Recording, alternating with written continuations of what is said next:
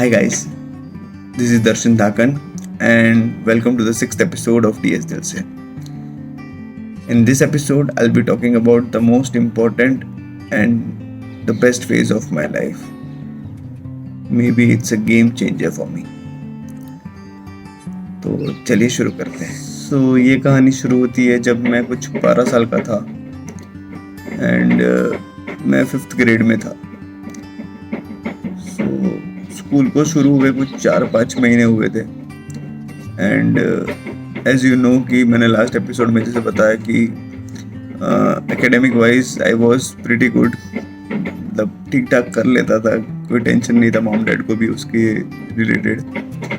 But उनको tension मेरे physical level का था कि भाई आगे फ्यूचर में ये चल फिर सकेगा कि नहीं, आगे क्या है। तो वो उसकी मतलब उसके पीछे लगे रहते थे कि किसी ना किसी डॉक्टर्स को मिले, कुछ किसी ने कुछ बताया तो वो ट्राई किया, सब कुछ ट्राई किया था उस टाइम पे भी मॉम डैड ने।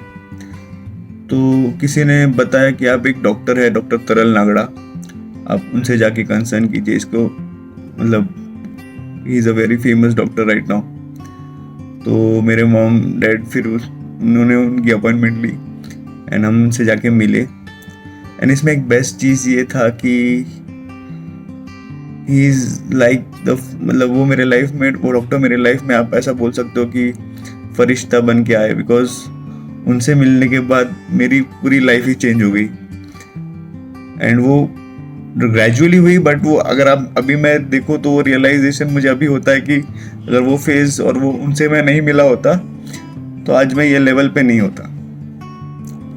तो हुआ कुछ ऐसा कि मेरे को याद है कि जब तक याद है ट्यूसडे को मैं उनको मिला था, मतलब वो पीरियड में ट्यूसडे का दिन था जब उनसे मेरी अपॉइंटमेंट फिक्स हुई थी। एंड उसके बाद उन्होंने बोला कि फ्राइडे हम इसकी सर्जरी करते हैं। मैं थोड़ा सा मतलब घबराया कि एक हफ्ते में, आप बोल रहे हो कि एक हफ्ता भी नहीं, 4 दिन में he was planning my surgery. मैं थोड़ा सा वो मतलब डर गया था कि, क्योंकि मुझे सर्जरी का टेंशन नहीं था बिकॉज इससे पहले मेरी 2-3 सर्जरीज हो चुकी थी, तो वो टेंशन नहीं था। बिकॉज ये टेंशन ये था कि मुझे पीछे से वापस जीरो से शुरू करना पड़ेगा and I was not ready for that. Because her operation के बाद होता यही है कि आप जीरो से शुरू करो, बिकॉज 1-2 महीना तो आपको बेड पे ही रहना पड़ता है और रिकवरी पीरियड। तो ये सब ऐसे ही चलता रहा। तो मुझे पता था कि ये लंबा मतलब जाएगा अगर सर्जरी हुआ तो, लेकिन वो सर्जरी भी ज़रूरी था बिकॉज वो मैंने जैसे आपको बोला स्टार्टिंग में कि ये गेम चेंजर मोमेंट था मेरे लिए। फ्राइडे फाइनली मेरी सर्जरी हुई एंड वो सर्जरी के बाद मैं एक महीना घर पे था विद अ प्लास्टर। एंड फिर वही प्लास्टर के साथ मैं कच्छ गया था, गुजरात में है एक हॉस्पिटल है वहाँ पे ट्रीटमेंट के लिए। ये तरल सर ने ही मुझे रेकमेंड किया था कि आप वहाँ जाइए और उसे अच्छा ट्रीटमेंट मिलेगा, मतलब। तो मैं और मेरे मॉम गए थे वहाँ पे 2 महीने के लिए। एंड जब मैं वहाँ से लौटा तब का मैं एक फ़ोटो अभी शेयर करूँगा आपके साथ, आप देखिए। एंड जो चेंज मुझे दिख रहा था अपने आप में, वो मतलब मैं भी सोच नहीं पा रहा था कि इतना इजी कैसे हो सकता है चलना, क्योंकि मैंने लाइफ में कभी चलना क्या होता है वो मुझे नहीं पता था इसके पहले। बट जब चलना शुरू किया तो पता चला कि यार तो बहुत इजी है। तो ये एक चेंज, बहुत बड़ा चेंज था मेरे लिए।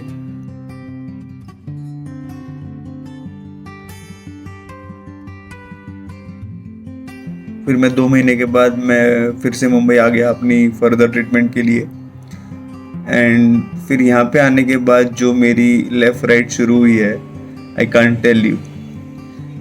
हुआ ऐसा कि मतलब यहाँ पे एक फिजियोथेरेपिस्ट के पास जाता था मैं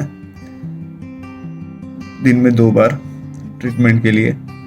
बट इसमें रूटीन मेरा सेट हो गया था पूरे दिन का, और वो रूटीन मैं पूरे 1 साल तक चेंज किया ही नहीं मैंने, और ना कर सकता था। बिकॉज अगर वो कर देता उस टाइम पे तो आज मैं यहाँ नहीं होता, क्योंकि वो जो भी मैं आज तक बना हूँ, मतलब आज मैं जो कुछ भी हूँ, वो एक साल जो मेरा गया है मैं उसी की वजह से आज मैं यहाँ पे हूँ। तो मैं सुबह 7 बजे उठता था, मतलब 6 बजे उठ के 7 बजे स्विमिंग के लिए जाता था। 7 से 9 स्विमिंग करता था, फिर 9 से 1 वापस फिजियोथेरेपी, वापस 1 बजे घर पे आओ, खाना खाओ, 3 बजे वापस से बोरीवली जाओ फिजियोथेरेपी के लिए, एंड वहाँ से 8 बजे वापस घर पे आओ। एंड स्कूलिंग भी मेरा, मतलब मैं घर से पढ़ाई करता था, स्कूल जाता नहीं था। तो सिर्फ एग्ज़ाम के लिए, मतलब मैंने स्कूल से बात कर ली थी कि एग्ज़ाम के लिए ही आपको आना है, मतलब वो सेटअप कर लिया था वैसे। तो स्कूलिंग का जो पढ़ाई था वो भी ज़रूरी था। तो 8 बजे आने के बाद मैं घर में, मेरी ट्यूशन टीचर रेडी रहते थे मेरे पहले पढ़ाई कराने के लिए। तो 8 से 10 का रूटीन मेरा पढ़ाई का था। तो 1 साल तक यही रूटीन, स्विमिंग जाओ, फिजियोथेरेपी करो, घर पे आओ, फिजियोथेरेपी करो और ट्यूशन पढ़ो। 1 साल तक मेरा यही रूटीन था। उस 1 साल को, अगर 1 साल का जो रूटीन था मेरा, उसको मैं नेगेटिवली सोचूं तो it's a mental torture. But मेरे साथ ऐसा नहीं हुआ क्योंकि मैं पॉजिटिव था एंड मुझे समझ रहा था कि मैं क्या मतलब मेरे लाइफ में क्या चेंज होने जा रहा है। उसमें से कुछ दिन खराब भी होते थे, because every day is not a good day. लोग, क्या होता था कि मतलब मैंने देखा है कि कुछ लोग, कुछ नहीं हो रहा है तो मतलब आराम से बैठ जाते थे। वो वैसा नहीं होना चाहिए। हाँ, मतलब कोशिश करते रहो, बट हार मानने की ज़रूरत नहीं है।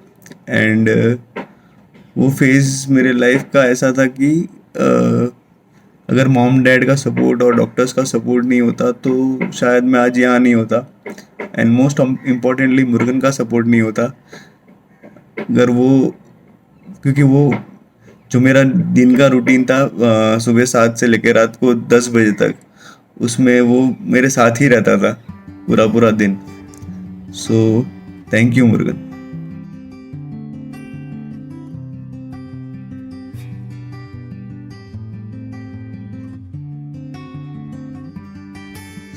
That's it for today, guys. I hope you like this video. See you in the next episode. Till then, like, share and comment down below what you feel like, and do subscribe to my YouTube channel. Thank you.